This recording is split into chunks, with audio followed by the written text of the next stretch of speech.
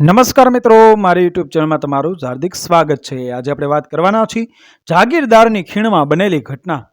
રાજુબહેન અને સુબાહુ જાગીરદારની ખીણમાં જવા તૈયાર થયા। રાજુ ગાડીમાં બેઠી, સુબાહુ ગાડી હાંકવા આગળ બેઠા। તે ગાડી હાંકવાની તૈયારી કરતો જ હતો ત્યાં રામ બોલી ઉઠ્યો, લ્યા ભાઈ, તમે જરા ઊભા રહે, આ ગાડીમાં શું છે તો પેલા જોઈ લે। સુબાહુ કહે, હાય લ્યા, એ વાત તો આપણે ભૂલી જ ગયા। સુબાહુ ને રાજુ ગાડીમાંથી નીચે ઉતર્યા। રામ અને સુબાહુ ગાડીની તપાસ કરવા લાગ્યા। ગાડીમાં તો ઘણી વસ્તુઓ હતી, અનાજ હતું, મીઠું, મરચું અને એવા મસાલા હતા। રોજિંદા કામની અનેક પરચુરણ ચીજ વસ્તુઓ હતી। રૂપિયાની કોથળીઓ પણ હતી અને એક છેડા ઉપર લાંબી લાકડીઓનો બાંધેલો ભારો પડ્યો હતો। સુબાહુએ ભારે હાથમાં લીધો અને રામને પૂછ્યું, આ શું છે? હસવા લાગ્યો। રામ એ લાકડીઓ તરફ જોઈ રહ્યો અને પછી રામને હસતો જોઈને સુબાહુને નવાઈ લાગી। રામ હસતો શું કામ હશે? સુબાહુએ રામને હસવાનું કારણ પૂછ્યું। આપી દે, તેના જવાબમાં રામે કહ્યું કે લાકડીઓ મને સુબાહુએ પૂછ્યું, કેમ? રામ કહે, એ લાકડીઓ તો ઘણા કામની છે, જાગીરદાર સાથે લડવામાં ખૂબ કામમાં આવશે। બેવની વાત રાજ સાંભળતી હતી, તે બોલી, પણ એમાં છે શું એ તો કહો રામભાઈ। રામે કહ્યું, આ લાકડીઓ દેખાય છે એવી સીધી સાદી લાકડીઓ નથી, પણ એ સુરંગો ફોડવા માટેની લાકડીઓ છે। રાજ અને સુબાહુ બેય બોલી ઉઠ્યા, હે? રામ કહે, જી હા, જાગીરદારની ખીણમાં ધાતુની ખાણો છે, એ ખાણોમાં કામ લેવા માટેની આ સુરંગો છે। ખીણમાં એનો જથ્થો ખૂટી પડ્યો હશે, તે જાગીરદારે બહાર ગામથી મંગાવી છે। ગાડીમાં તપાસ કરો, એ સુરંગોના પલીતા પણ મળી આવશે। રાજુએ ગાડીમાં તપાસ કરી આવ્યું। એક ખૂણામાંથી એ પલિતાઓનું એક બંડલ મળી। રામ કહે, આ લાકડીઓમાં પલિતા નાખી દે, પછી એને જમીનમાં દાટે, પલિતો સળગાવીને માણસ દૂર નાસી જાય। 10-12 સેકન્ડમાં જ સુરંગ ફૂટે, જબરો ધડાકો થાય, મોટો ખડક હોય તો તે પણ તૂટી જાય। સુબાહુ કહે, આ તો ભારે નવાઈની વાત કહેવાય। રામ કહે, આમાં નવાઈની કશી નથી, આપણે દિવાળીમાં ટેટા કે એટમ બોમ્બ ફોડીએ છીએ, એના જેવું જ છે આ છે, પણ આ સુરંગમાં દારૂનું પ્રમાણ વધારે હોય એટલે એનું જોર પણ વધારે હોય। રાજુ કહે, અચ્છા, તો જાગીરદારનું મોટું હથિયાર આપણો હાથમાં આવી ગયું। રામ કહે, પણ એ તો હું મારી પાસે જ રાખીશ, જોઉં તો ખરો એ મારે કેટલું કામ આવે છે।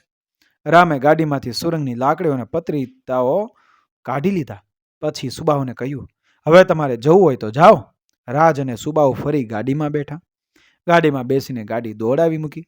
એમને જતા જોઈને રામે સુરંગની લાકડીઓ એક બાજુ મૂકીને પછી દૂરબીનની મદદથી ચારેય બાજુ જોવા લાગ્યો। રામ ઊભો હતો તે એક પર્વત હતો, એવા જ બીજા 3-4 પર્વતો આજુબાજુમાં આવેલા હતા। એ બધા પર્વતોની વચમાં જે મેદાન હતું તે જાગીરદારની ખીણના નામે ઓળખાતું હતું। મેદાનની ચારે બાજુ તારની વાડ હતી, પણ રામ જે પર્વત ઉપર હતો એ પર્વતનું ચઢાણ ખૂબ સીધું હોવાથી જાગીરદારે એ બાજુ વાડ નહોતી નખાવી। જે કોઈ સાહસિક કેદી હિંમત કરે તો એ ચઢાણ ચડીને નાસી જઈ શકે એવું હતું, પણ એ કામ ખૂબ જ કપરું હતું। રામવાળા પર્વતમાંથી એક ઝરણું નીકળીને ખીણમાં જતું હતું। રામે જોયું કે ખીણના કામથી થાકેલા કુડીઓએ ઝરણાને કિનારે આવતા પાણીને પીને થોડી વાર બેસતા અને પાછા કામે લાગી જતા। રામ દૂરબીનની મદદથી ચારેય બાજુ નિરીક્ષણ કરતો હતો। એટલી વારમાં તો રાજુ અને સુબાહુ બંને ખૂબ દૂર નીકળી ગયા હતા, મૂકી હતી। રામથી છૂટા પડીને સુબાહુએ ગાડી દોડાવી અને રાજુ ગાડીની અંદર બેઠી હતી। બેવ નીકળ્યા છે જાગીરદાર ઉપર વેર લેવા। રાજુના સ્વભાવમાં સાહસવૃત્તિ પહેલેથી જ હતી, પણ રામ સાથે પરિચય થયા પછી એનામાં સાહસવૃત્તિ વધી હતી। અને સુબાહુ તો પહેલેથી જ હિંમતવાળો હતો, એટલે કશાય ડર વિના બેવ આગળ વધતા હતા। રસ્તામાં સુબાહુએ રાજુને પોતાની યુક્તિ સમજાવીને કહ્યું કે આપણે જાગીરદારની ખીણમાં દાખલ થઈએ છીએ અને જાગીરદાર છે જુલમી, માટે જો જાગીરદારને જરા જેટલોય વહેમ પડશે તો આપણો તો જીવ જાય એવી વાત છે। રાજ કહે, ખરી વાત છે। સુબાહુ કહે, આપણે વાડ પાછે પહોંચ્યું યા ઝાપા પાસે જાગીરદારના પહેરેગીરો ઊભા હશે, એ લોકો આપણને ઓળખતા નથી, એટલે આપણે એમ જ કહેવાનું કે ગાડી લઈને તમારા માણસો અમારા ગામમાં સામાન લેવા આવ્યા હતા, પણ બિચારા બે જણા એકાએક ખૂબ બીમાર પડી ગયા હતા. એટલે એ સામાન પહોંચાડવા માટે અમે આવ્યા છીએ. આમ કહીશું એટલે અંદર જતા આપણને કોઈ રોકશે નહીં. અને એકવાર ખાણવાળી ખીણમાં દાખલ થઈ ગયા કે બસ પછી તો આપણે રાજા છીએ. રાજ કહે, પણ એમ માની ન લેવાય કે આપણે ધારીએ છીએ એમ જ બધું થશે. એ તો જે ઘડીએ જે થાય એ ખરું. સાહસ કરવા નીકળ્યા છીએ એટલે જોખમ તો આવવાનું જ. આમ વાતો થતી જાય છે. સુબાહુ ગાડી ચલાવે જાય છે. બેઉ મનમાં દાવ ગોઠવે છે. પહાડ ઉપરથી ખીણમાં ઉતરવાનું હતું એટલે ઢાળ હતો. ગાડી સડસડાટ નીચે ઉતરતી હતી. આ જોઈને સુબાહુ બોલ્યો, ઘોડા આ રસ્તાથી ટેવાયેલા લાગે છે. રાજ કહે, એમને માટે તો આ રોજનો રસ્તો થોડી વારે. સુબાહુ બોલ્યો, હવે ઢાળ પૂરો થવા આવ્યો છે. થોડી વારમાં ખીણ શરૂ થશે. જાગીરદારના માણસો પૂછે તો જરાય ગભરાવું નહીં. મોં પર જો ગભરાટ જોશે તો એ લોકો વહેમાશે અને તો આપણી આખી યોજના ઊંધી વળી જશે. રાજુ કહે, સુબાહુભાઈ, તમે જરાય ફિકર ન કરશો. હું એમ ગભરાવ એમ નથી. ને એમ કરતાં કરતાં જાગીરદારની સરહદ પણ આવી ગઈ. એની આજુબાજુ વાડ દેખાવા લાગી અને રોજના ટેવાઈ ગયેલા ઘોડાઓ સીધા દરવાજા પાસે આવી ગયા. ગાડીમાં નવા જ માણસોને જોઈને દરવાજા પાસેના ચોકીદારે ગાડીને ઊભી રાખાવી અને પૂછ્યું, ઊભા રહો, આ ગાડી તમે ક્યાંથી લાવ્યા? તમે કોણ છો? સુબાહુ કહે, બાજુના ગામમાં અમારી દુકાન છે. અમે ભાઈ બહેન છીએ. તમારા માણસો અમારે ત્યાં ખરીદી કરવા આવ્યા છતાં તેઓ બીમાર પડી ગયા હોવાથી ત્યાં રોકાઈ ગયા છે અને અમને કહ્યું અમારાથી જઈ શકાય તેમ નથી, એટલે તમે ગાડી ખીણમાં પહોંચાડી આવો. અમે સાજા થઈશું એટલે પાછળથી આવશું. ચોકીદાર કહે, એમ કે ગાડીમાં શું છે? રાજ કહે, એની અમને શી ખબર. અમારું કામ તો કહ્યું કરવાનું. તમારા માણસોએ કહ્યું કે ગાડી પહોંચાડી આવો એટલે તે પહોંચાડવા આવ્યા. અંદર શું છે તે કંઈ અમને બતાવ્યું નથી. રાજુને સુબાહુએ એટલું તો સ્વાભાવિક રીતે કહ્યું કે ચોકીદારને કંઈ જ શંકા ન પડી. ચોકીદારોએ થોડીક વાર અંદરો અંદર મસલત કરી પછી કહે, જાઓ. સુબાહુ ગાડી ચલાવવા જતો હતો. ત્યાં જ ચોકીદારે કહ્યું, ઠેરા, ગાડીને ક્યાં લઈ જશો? સુબાહુ કહે, તમે કહો ત્યાં ગાડી લઈ જઈએ. ચોકીદાર કહે, ખીણની વચોવચ જાગીરદાર સાહેબનો બંગલો છે. ગાડી સીધી બંગલામાં લઈ જાઓ. સામાન ખાલી કરીને ગાડી ત્યાં જ રહેવા દેજો અને પછી પાછા ચાલ્યા જજો. સુબાહુ કહે, ભલે, તમે કહો છો એમ જ કરીશું. ચોકીદાર કહે, હવે જાઓ, પણ અહીંની કોઈ વાતમાં જરાય માથું ન મારશો. કોઈની સાથે કઈ વાત પણ કરશો નહીં.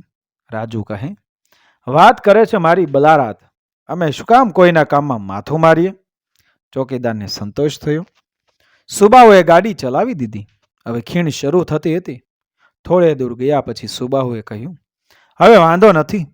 રાજબહેન, ખીણમાં આપણે ચારેય બાજુ નજર રાખતા જઈએ. અહીંથી કેવી રીતે ભાગી જઈ શકાય એ જોઈએ એટલે બેડો પાર થઈ જાય. જાગીરદારને ત્યાં જઈને સામાન ઉતારી શું ને પછી પાછા ફરી જઈશું. ત્યાં સુધીમાં આપણને અહીંની માહિતી મળી જશે. બસ પછી શું કરવું તે નક્કી કરવું સાવ સહેલું થઈ જશે. રાજુ કહે, તમે તો વાત કરો છો, પણ હું તો ચારેય બાજુ નજર ફેરવું છું. મેં તો કેટલીક વસ્તુઓ યાદ પણ રાખી લીધી છે. સુબાહુ કહે, શું? રાજુ કહે, ખીણમાં 3 બાજુ વાડ છે, પણ એક બાજુ નથી. એ બાજુ પહાડ છે અને ચઢાણ સીધું છે એટલે વાડ કરી નથી. સુબાહુ કહે, બરાબર, પછી? રાજ કહે, આપણે જે પહાડ ઉપરથી આવ્યા એ પહાડવાળી બાજુએ જ વાડ નથી. કોઈ વાર ઉપર જવું હોય તો ત્યાં જઈને જઈ શકાય એવું છે. સુબાહુ કહે, શાબાશ, તમે ધ્યાન તો બરાબર રાખ્યું છે. રાજુ કહે, સાહસ કરવા નીકળ્યા છીએ, પણ જે ધ્યાન ન રાખીએ તે માર્યા જઈએ. થોડેક દૂર કેટલાક કેદીઓ કામ કરતા દેખાતા હતા. સુબાહુ કહે, રાજુબહેન, આ કેદીઓ છે બધા ખૂબ મજબૂત માણસો છે હો. વધે છે. સુબાહુ અને રાજુબહેન આમ વાતો કરતા આગળ એવામાં જ એ સામેથી એક ટોળું આવતું દેખાયું. એ ટોળામાં એક ખૂબ જ ઊંચો માણસ હતો. એને જોઈને સુબાહુ ચમકી ગયો. એના મોં ઉપર એવા ભાવ આવી ગયા કે જાણે એ ભૂત જોયું ન હોય. રાજુએ સુબાહુને પૂછ્યું, શું થયું? તમે કેમ ચમક્યા? સુબાહુએ તેના નાક ઉપર એ આંગળી મૂકી અને કહે, તમે હમણાં જરા પણ બોલશો નહીં. અને રાજુબહેન ચૂપ થઈ ગયા. પણ એમ ચૂપ થઈ જવાથી શું થવાનું હતું? ખરી આફત તો હવે આવવાની હતી મિત્રો. ક્રમશઃ આગળ મળી આવી જ વિડીયો પસંદ આવે મારી ચેનલ સબસ્ક્રાઈબ કરો, ફોલો કરો, શેર કરો. મળી આવી જ ઘટનાઓ સાથે આગળના વિડીયોમાં બન્યા રહેજો. જય શ્રી કૃષ્ણ.